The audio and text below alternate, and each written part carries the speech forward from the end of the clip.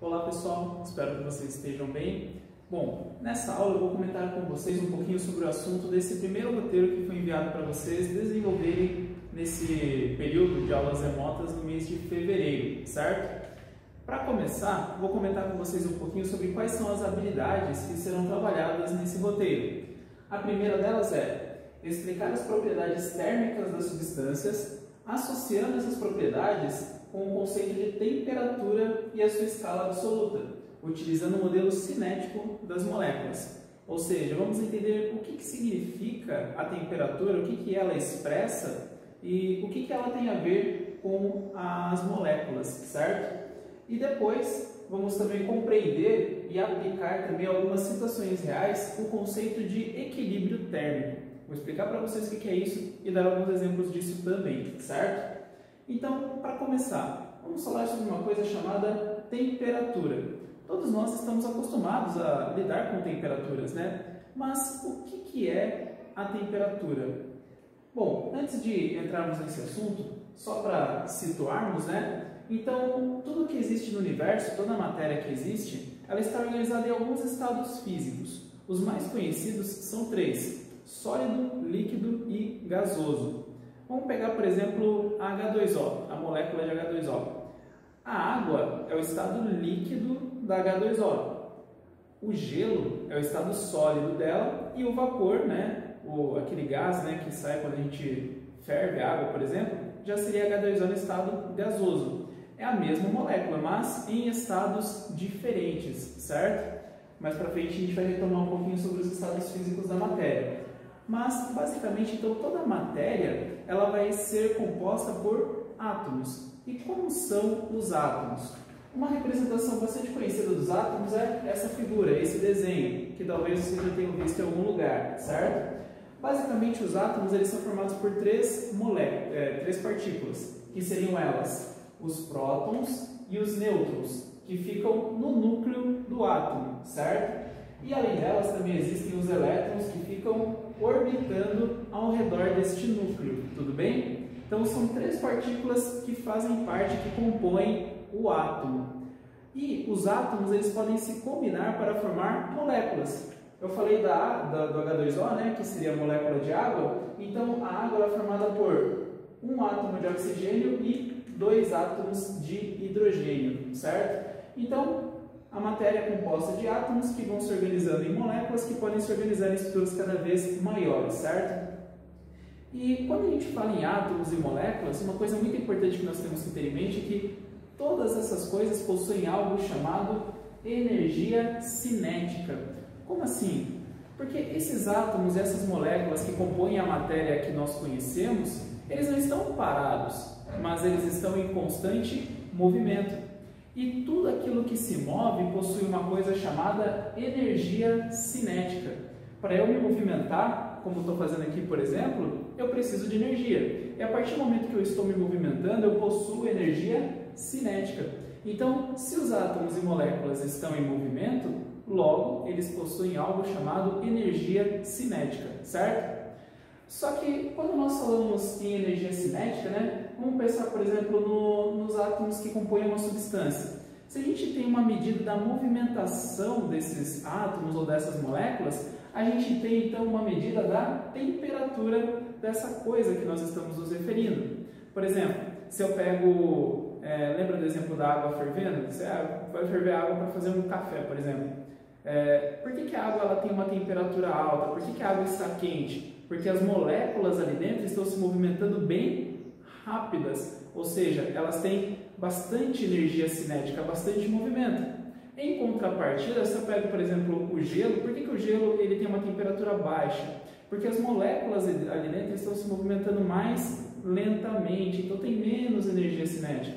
Então, é a movimentação das moléculas que determina a temperatura de uma substância. É a energia cinética, o movimento, né, das moléculas que determina a temperatura da substância. Então, quando a gente fala em temperatura, a gente está falando em energia cinética das moléculas. Se elas estão se movimentando muito, ou seja, bem rápido, ou se elas estão se movimentando pouco, ou seja, bem devagar, certo? Então, temperatura alta, movimento agitado, moléculas se movendo rapidamente. Temperatura baixa, movimento mais lento, né? Moléculas se movimentando mais lentamente, beleza?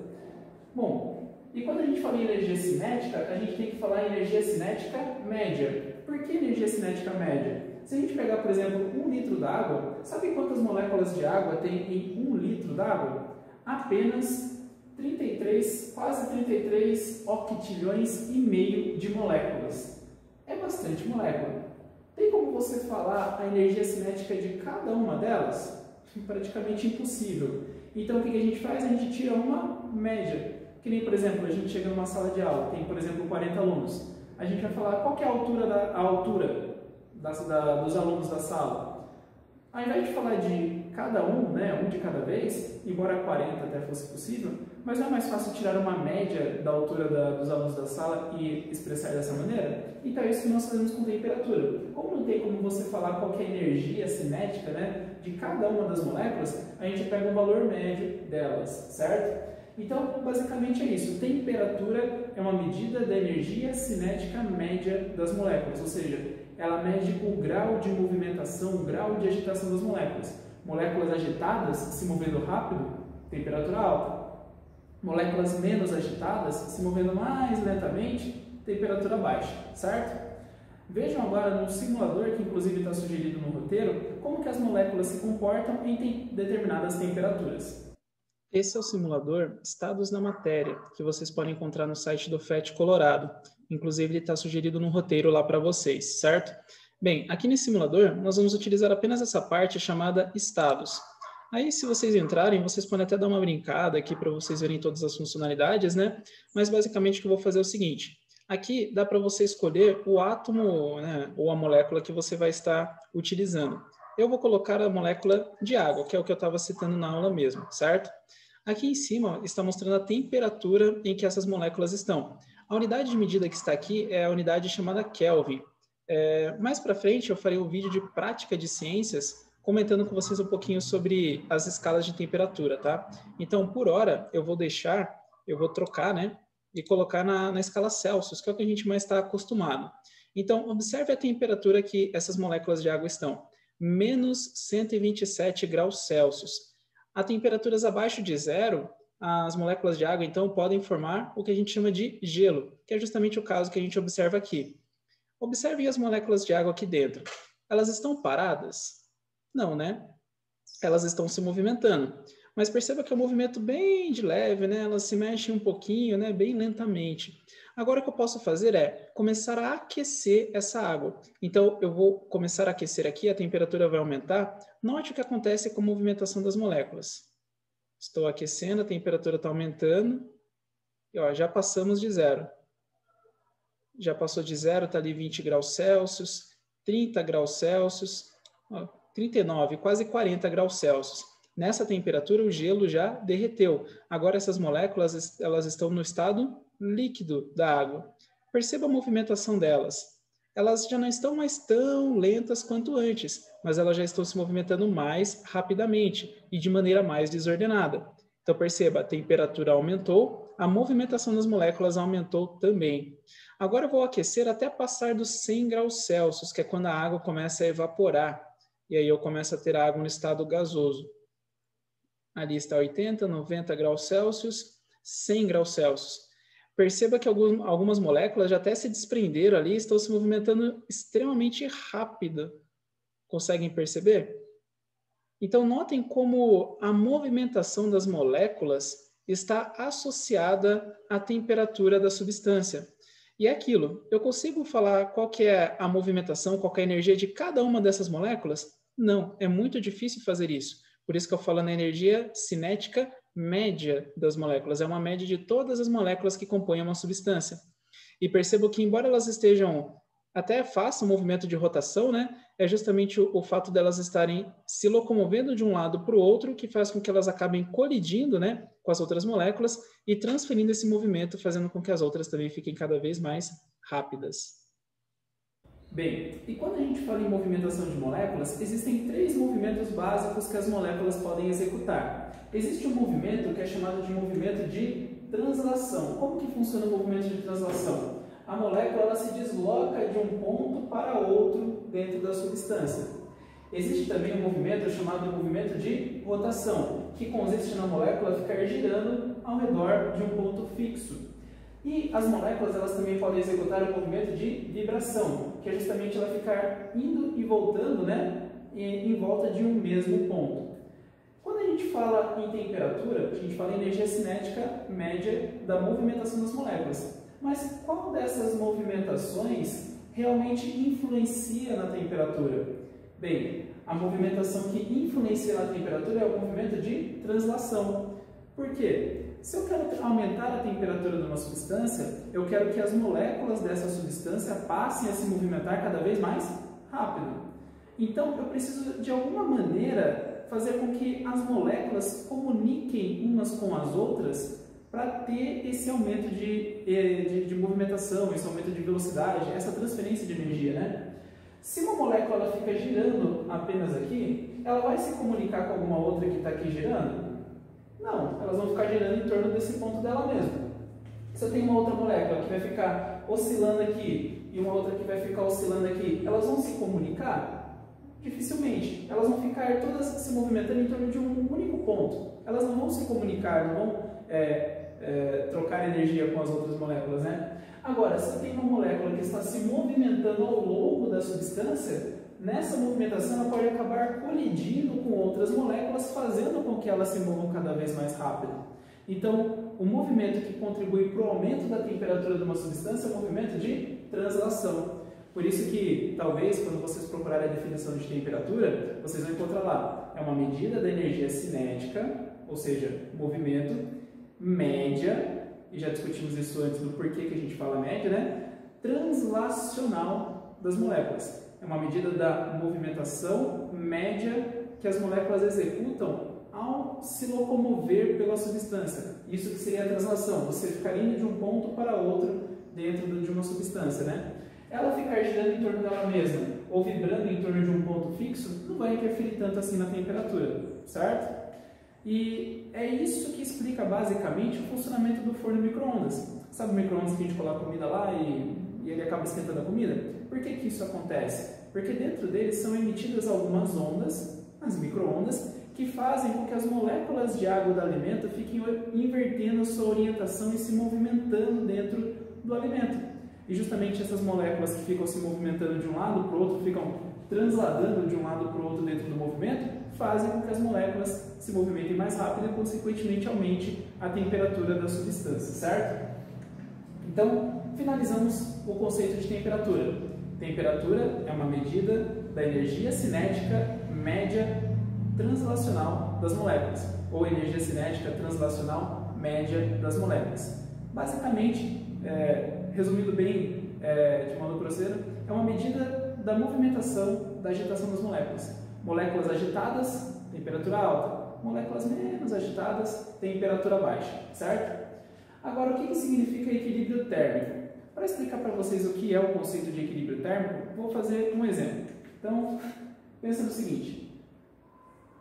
Me arrependi de colocar essa imagem que eu estou gravando essa aula no horário que eu devia estar almoçando e eu estou morrendo de fome, mas enfim. Então, imagina no domingo, aquele almoção de domingo, aí está preparando aquele frango assado, né? Tá lá dentro do forno, tá perfeito. Você tira aquele frangão do forno e bota em cima da mesa.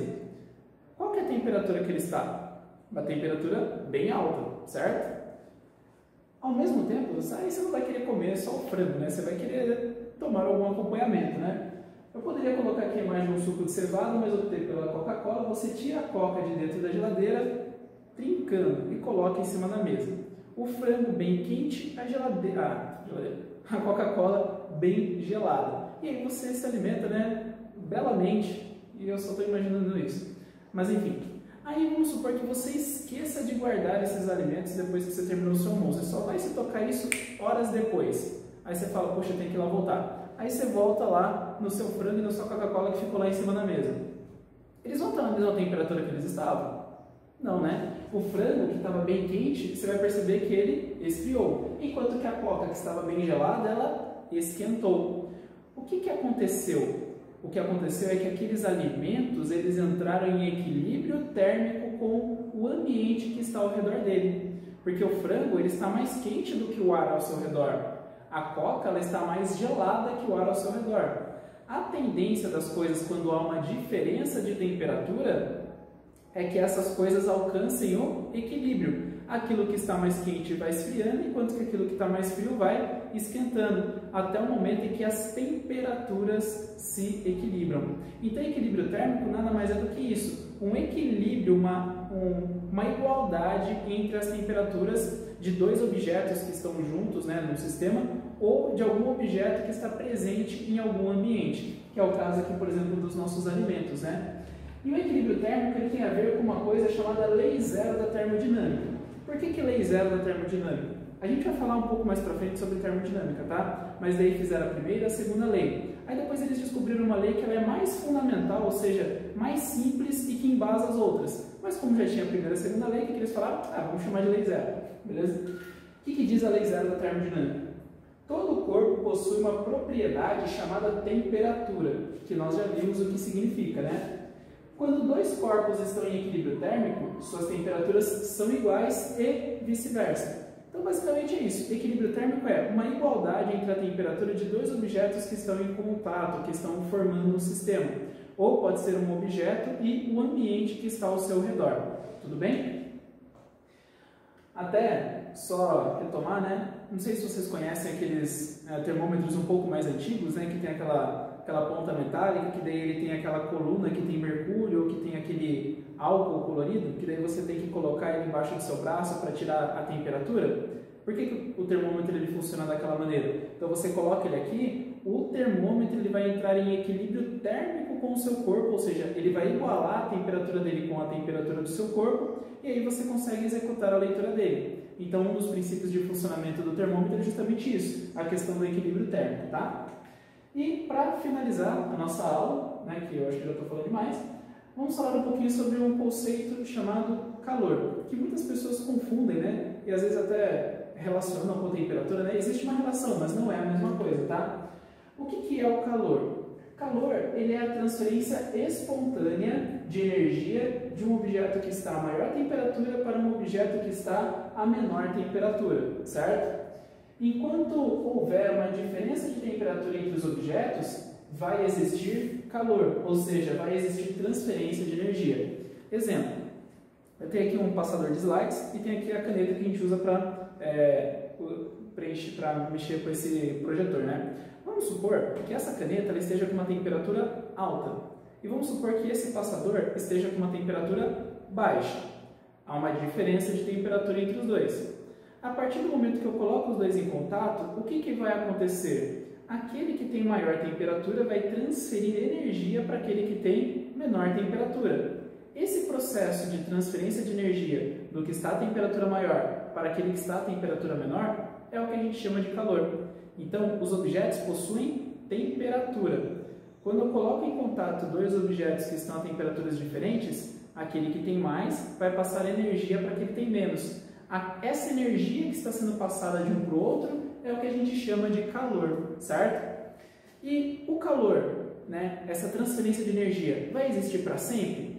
Não, ela só vai existir enquanto houver uma diferença de temperatura. A partir do momento que os dois atingiram o equilíbrio térmico, ou seja, os dois chegaram na mesma temperatura, o calor deixa de existir. Porque já que os dois estão à mesma temperatura, um não tem mais energia para fornecer para o outro, porque os dois estão igualados. Deixa de existir o calor. O calor, ou seja, a transferência de energia, só existe enquanto houver diferença de temperatura. Beleza? É semelhante, por exemplo, ao jogo de sinuca. Não sei se vocês já jogaram, já viram alguém jogando sinuca, né? Você tem a bola branca que está parada. Aí você bate com o taco nela, a bola branca ganha movimento, ganha energia. Só que quando ela colide com as bolinhas coloridas, o que acontece? Parte do movimento dela, parte da energia dela é transferida para as bolinhas coloridas. Então a bolinha branca que tinha mais movimento, que tinha mais energia, passa movimento, passa energia para as bolinhas coloridas que não tinha movimento algum. Então é mais ou menos o que acontece aqui, né? No objeto quente as moléculas estão mais rápidas, tem mais energia, tem mais movimento. No objeto frio as moléculas estão mais devagar, menos energia. Então aquele que tem mais energia vai passar energia para aquele que tem menos. essa energia que está sendo transferida por conta da diferença de temperatura é o que a gente chama de calor, certo?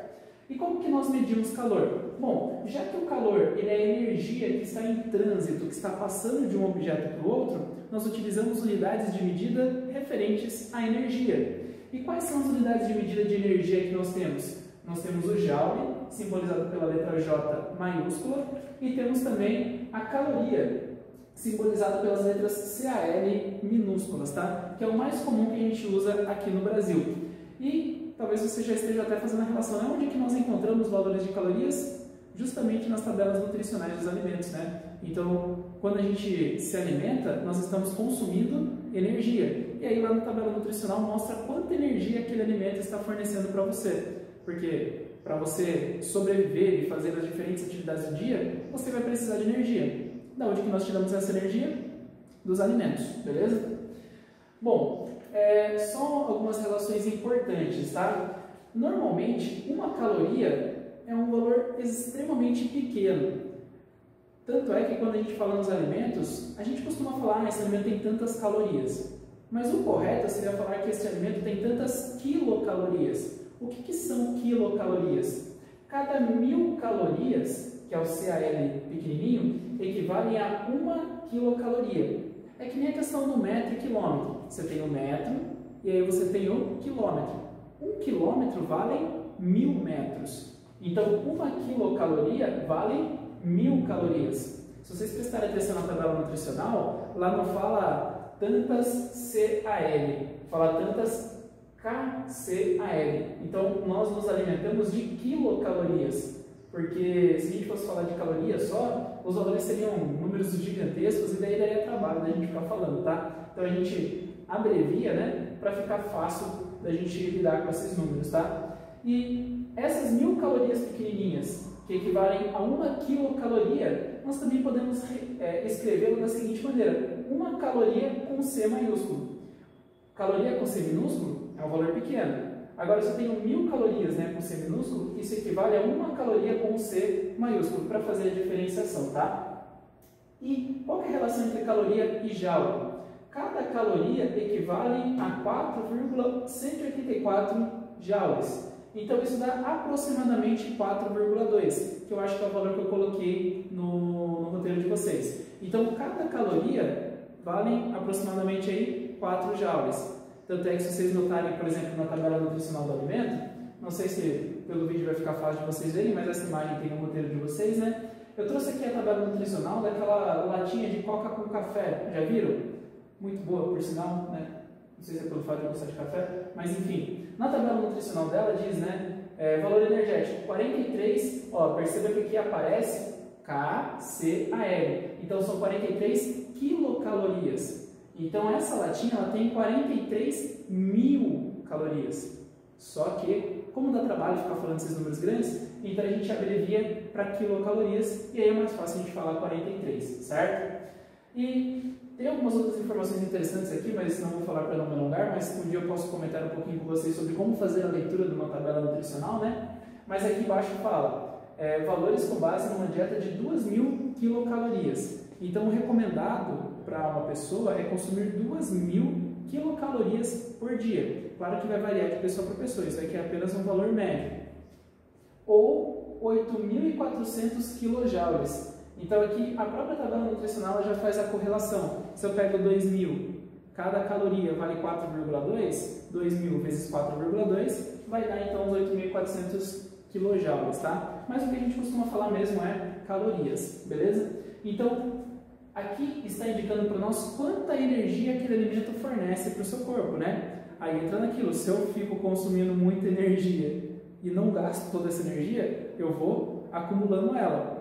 Agora, em contrapartida, se eu gasto mais energia do que eu estou consumindo, o corpo vai ser obrigado a buscar dos estoques, né, energia para a gente poder conseguir fazer as nossas atividades do dia. Então, a questão de ganho e perda de peso tem tudo a ver com essa questão de energia, né, de quilocalorias.